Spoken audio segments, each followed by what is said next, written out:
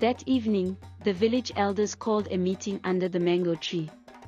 "This boy is not a real doctor," said Chief Obi, shaking his walking stick. "But my wife's back is bigger now." "I like it," whispered another chief. Some women said they were happy with their shapes. Some men said their wives were walking like they had extra yams in their wrappers. Finally, they made a rule. Dr. Sammy could stay in the village, but he had to change his sign.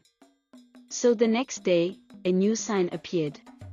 "Dr. Sammy, I make you look beautiful, maybe. Try at your own risk." And guess what? People still lined up outside his house. Because in Abosi, one thing was clear. Everybody wanted a little extra bounce. It was a bright Saturday morning, and something big was happening in Abosi. The annual women's conference. All the women from nearby villages came wearing their best wrappers, geli, and church shoes. There was dancing, singing, and lots of jollof rice. But this year, they invited a special guest speaker. Guess who? Yup, Dr. Sammy, the BBL doctor. The women shouted with joy. The crowd screamed. He arrived in style. He wore a brand new white coat with glitter, black trousers that were too tight, and his ever-shiny sunglasses.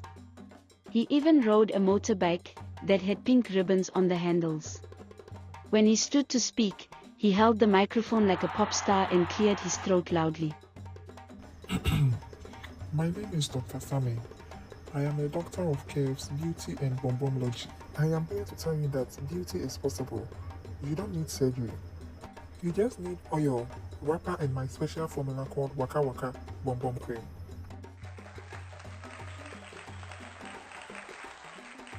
Some of the women clapped. Some of them blinked. "Wait, did he say Waka Waka?" said Mama Doris from the next village. Yes, Shouted Dr. Sammy. just rub the cream and Waka Waka up and down your compound. In 2 days, boom, new shape. He even brought 2 of his customers to the stage. Mama Peace, who now walked like her legs were dancing. And Auntie Blessing, who turned around and made her back bounce like bread dough. The women went wild with laughter and joy. One shouted, "Dr. Sammy, do you have something for my flat chest?" Dr. Sammy smiled and said, "Everything is fixable. Just believe and rub twice daily." But just when everyone was having fun, something funny happened. The stage cracked. All the dancing, twisting, and hip-shaking made the old wooden stage collapse. Boom! Everybody on stage rolled to the ground like puff-puff falling out of a bowl. Nobody was hurt, just dusty and confused. Dr. Sammy stood up, brushed himself off, and shouted, See, my shapes are powerful. Even the stage could not handle them. The women laughed so hard, some of them rolled on the floor. From that day, Dr. Sammy became even more famous. Not because he was the best doctor, but because he was the funniest.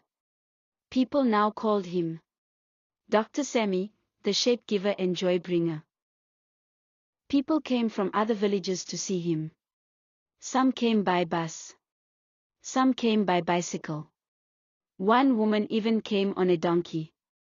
He was selling Waka Waka Wonder Cream, tie and turn waistband, and his new one, Bom Bom Tea, even though it just tasted like pepper soup.